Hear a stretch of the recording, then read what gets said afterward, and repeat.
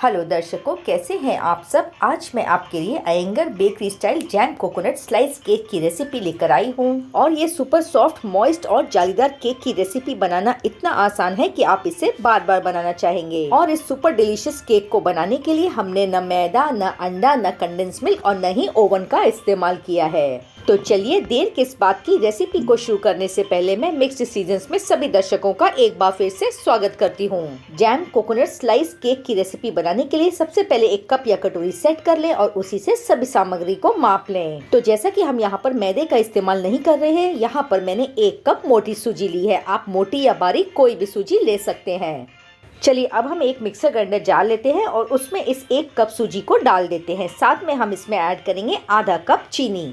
मैंने यहाँ पर आधा कप चीनी ली है। अगर आप ज़्यादा मीठा पसंद करते हैं तो चीनी की मात्रा को अपने हिसाब से कम या ज़्यादा कर सकते हैं। चीनी को मिक्सर ग्राइंडर जार में डाल देंगे और इसका एक फाइन सा पाउडर बनाकर तैयार कर लेंगे। दर्शकों, वीडियो में आगे बढ़ने से पहले अगर आप मेरे चैनल पे नए हैं और आपको मेरी रेसिपी पसंद आती है तो इसे लाइक करें, फ्रेंड्स और फैमिली के साथ में शेयर करें और चैनल को सब्सक्राइब करें। और ऐसी ही लेटेस्ट और मज़ेदार रेसिपीज को देखने के लिए बेल बटन आइकॉन प्रेस करें।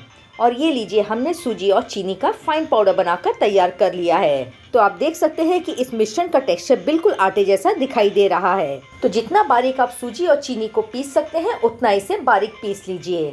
अब हम इसमें 1/4 कप ऑयल डालेंगे। आप किसी भी न्यूट्रल फ्लेवर का ऑयल यहाँ पर यूज कर सकते हैं। बस इस बात का ध्यान रखें कि कोई भी स्ट्रॉन्ग फ्लेवर वाला कुकिंग ऑयल केक बनाने के लिए कभी ना यूज करें। साथ में इसमें ऐड करेंगे आधा कप दूध और यह रूम टेम्परेचर का दूध है, न गर्म है और न ही ठंडा है। तो चलिए, हमने मिश्रण में दूध ऐड कर दिया है। अब हम इसमें आधा कप ताजा दही ऐड करेंगे। अब एक ज़रूरी बात, यहाँ पर आपको खट्टा दही बिल्कुल नहीं लेना है, नहीं तो आपके केक का स्वाद खराब हो सकता है। अब नेक्स्ट हम इसमें ऐड करेंगे आधा चम्मच वेनिला एसेंस। वैसे इस केक में वेनिला एसेंस डालना ऑप्शनल है, आप चाहे तो इसे स्किप कर सकते हैं। अब हम इस मिक्सचर को फिर से एक बार 30 सेकेंड्स के लिए ब्लेंड कर लेंगे। मिक्सचर को अच्छी तरह से ब्लेंड करने के बाद में मैं आपको नज़दीक से दिखाती हूँ। आप देख सकते हैं यहाँ पर हमारा केक का बैटर बनकर तैयार हो चुका है। इस बात का ध्यान रखें कि बैटर की कंसिस्टेंसी स्मूथ होनी चाहिए। तो अब हम इसे एक मिक्सिंग बोल में ट्रांसफ़र कर लेते हैं। इस समय आपको यह बैटर बहुत पतला लग रहा होगा, लेकिन इस बैटर को हमें 1 से 2 घंटे के लिए रेस्ट के लिए रखना है। उसके बाद में यह बैटर थोड़ा और गाढ़ा हो जाएगा। जैसा कि हम सूजी का केक बना रहे हैं तो सूजी इस बैटर में जाके फूलेगी, तो इसे रेस्ट पर रखना बहुत ज़रूरी है। लगभग 1 घंटा हो चुका है। हम बैटर को चेक कर लेते हैं। बैटर यहाँ पर अच्छी तरह से फूल गया है। तो चलिए, जैसा कि हम आज केक को ओवन में नहीं कढ़ाई में बना रहे हैं तो पहले कढ़ाई को प्रीहीट कर लेते हैं। मैंने यहाँ पर नॉन स्टिक कढ़ाई ली है और इसमें आप इस तरह की रिंग या कोई छोटी प्लेट को उल्टा करके रख सकते हैं। और मैं यहाँ पर नमक नहीं यूज कर रही हूँ, आप चाहे तो कढ़ाई में थोड़ा सा नमक बिछा सकते हैं। अब इस पर लिड लगा दें और 10 मिनट तक मीडियम फ्लेम पर इसे प्रीहीट होने दें। और अब केक को बेक करने के लिए यहाँ पर मैं रेक्टेंगल शेप का केक टिन ले रही हूँ। अब केक टिन में हम थोड़ा सा तेल डालेंगे और इसे अच्छी तरह से ग्रीस कर लेंगे। और अब हम इसमें इस तरह से बटर पेपर या बेकिंग पेपर लगाएंगे। अगर आपके पास में बटर पेपर नहीं है तो आप तेल के ऊपर थोड़ा सा मैदा छिड़क दें, तो आपका बेकिंग के लिए केक टिन बनकर तैयार हो जाएगा। तो चलिए, अब बटर पेपर के ऊपर हल्का सा ऑयल लगा दें और इसे ग्रीस कर लें। तो चलिए, हमने बेसिक तैयारी पूरी कर ली है। अब हम चलते हैं केक के बैटर की तरफ।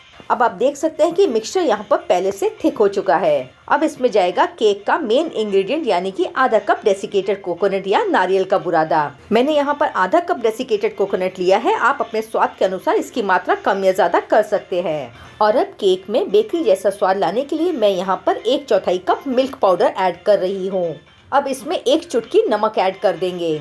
और अब केक को फ्लफी और स्पॉन्जी बनाने के लिए 1 छोटा चम्मच बेकिंग पाउडर ऐड करेंगे। साथ में इसमें जाएगा आधा चम्मच बेकिंग सोडा। तो बस इसे एक्टिवेट करने के लिए हम इसमें 1 छोटा चम्मच दूध ऐड कर देंगे। अब हल्के हाथों से चम्मच की सहायता से हम सभी सामग्री को आपस में एक दूसरे के साथ में अच्छी तरह से मिक्स कर लेंगे। और इस समय अगर आपको लगे कि आपका यह मिश्रण बहुत ज़्यादा गाढ़ा है तो आप इसमें 1 से 2 चम्मच दूध ऐड कर सकते हैं। मुझे बैटर की कंसिस्टेंसी एकदम परफेक्ट लग रही है तो मैं इसमें और दूध नहीं ऐड करूंगी। चम्मच से बैटर को गिरा कर देखें। आप देख सकते हैं कि बैटर चम्मच से आसानी से गिर नहीं रहा है। इसका मतलब केक बनाने के लिए यह एक परफेक्ट कंसिस्टेंसी है। तो चलिए, अब इस केक के बैटर को हम केक टिन में ट्रांसफर कर देते हैं। मैंने यहाँ पर रेक्टेंगल शेप का केक टिन लिया है। आप राउंड और स्क्वायर शेप के केक टिन में भी केक बेक कर सकते हैं। तो चलिए, पूरा बैटर केक टिन में ट्रांसफर करने के बाद में हम इसे हल्का सा टैप कर लेते हैं। तो चलिए, हमने कढ़ाई को प्रीहीट करने के लिए रखा था, इसे भी चेक कर लेते हैं। लिड को उठाकर चेक करते हैं, बहुत अच्छी हीट आ रही है, तो कढ़ाई भी अच्छी तरह से प्रीहीट हो चुकी है। अब हम सावधानी से केक टिन को प्लेट के ऊपर रख देंगे। अब हम इसके ऊपर रखेंगे लिड और लो मीडियम फ्लेम पर लगभग 30 से 35 मिनट तक हम इस केक को बेक कर लेंगे। और अगर आप इस केक को ओवन में बेक करना चाहते हैं तो आप इसे प्री हीटेड ओवन में 180 डिग्री पर 30 से 40 मिनट तक बेक कर लें। लगभग 35 मिनट हो चुके हैं, लिड खोलकर चेक करते हैं। आप देख सकते हैं कि केक यहाँ पर अच्छी तरह से फूल गया है। एक टूथपिक लें और इसे केक में डालकर चेक करें। अगर टूथपिक क्लीन आती है, इसका मतलब केक परफेक्टली बेक हो चुका है। और अगर आपको थोड़ा भी गीलापन लगे तो आप 5 मिनट तक और लिड लगा के केक को बेक कर लीजिए। तो चलिए, अब हम इस केक स्पॉन्ज को कढ़ाई से निकाल लेते हैं और इसे ढककर थोड़ी देर के लिए रख देते हैं ताकि केक पूरी तरह से ठंडा हो जाए। और इस बात का ध्यान रखें कि गर्म केक को कभी भी डीमोल्ड न करें। केक यहाँ पर पूरी तरह से ठंडा हो गया है। अब हम इसे डीमोल्ड कर लेंगे। तो डीमोल्ड करने के लिए चाकू से किनारों को लूज कर लें और इस तरह से केक आसानी से केक टिन को छोड़ देगा। तो चलिए, अब इस केक टिन को हल्के हाथों से पलट देते हैं और इसे हल्का सा टैप कर लेते हैं। आप देख सकते हैं कि केक कितनी आसानी से बाहर निकल कर आ गया है। और ये लीजिए, हमारा सुपर सॉफ्ट और जालीदार केक बनकर तैयार है। अब केक में से बटर पेपर निकालकर अलग कर लेंगे। आप देख सकते हैं कि यह केक कितना सॉफ्ट, स्पॉन्जी और जालीदार बना है। यकीन मानिए कि कोई कह नहीं पाएगा आपने इसे सूजी से बनाया है। वैसे आप चाहें तो इस केक को इसी तरह भी खा सकते हैं। कोकोनट और वैनिला वाला फ्लेवर का केक भी बहुत अच्छा लगता है। चलिए, अब मैं केक को पलट कर दिखाती हूँ। आप देख सकते हैं कि केक चारों तरफ से अच्छी तरह से बेक हो गया है और इसमें बहुत बढ़िया कलर आया है। आज हम Iyengar bakery style jam coconut slice cake बना रहे हैं। यहाँ पर मैंने मिक्स्ड फ्रूट जैम लिया है। आप किसी भी ब्रांड का मिक्स्ड फ्रूट जैम ले सकते हैं। मैंने यहाँ पर जैम को 30 सेकेंड्स तक माइक्रोवेव कर दिया है जिससे कि ये मेल्टेड फॉर्म में आ जाए। तो आप देख सकते हैं जैम यहाँ पर अच्छी तरह से मेल्ट हो गया है। अब हम इसे केक के ऊपर अच्छी तरह से स्प्रेड कर देंगे। तो बस चम्मच से केक के ऊपर जैम डालें और इसे इवनली स्प्रेड कर लें। यकीन मानिए, ये केक बच्चे और बड़े सभी को बहुत पसंद आएगा। तो आप एक बार इस तरह से केक बनाकर ज़रूर ट्राई करें। और अब इस केक को और भी ज़्यादा खूबसूरत और अट्रैक्टिव बनाने के लिए हम इसके ऊपर थोड़ा सा डेसिकेटेड कोकोनट पाउडर स्प्रिंकल कर देंगे। फाइनली हमारा Iyengar bakery style jam coconut cake बनकर तैयार है। अब इस केक को चाकू की सहायता से अपने पसंद के अनुसार मोटे या पतले स्लाइसेस में काट लीजिए। और हाँ दर्शकों, बिना मैदा और बिना आटा का बना हुआ यह सूजी का केक स्वाद में बहुत अच्छा लगता है। चलिए, मैं आपको नज़दीक से दिखाती हूँ। आप देख सकते हैं केक कितना जालीदार और सॉफ्ट बना है।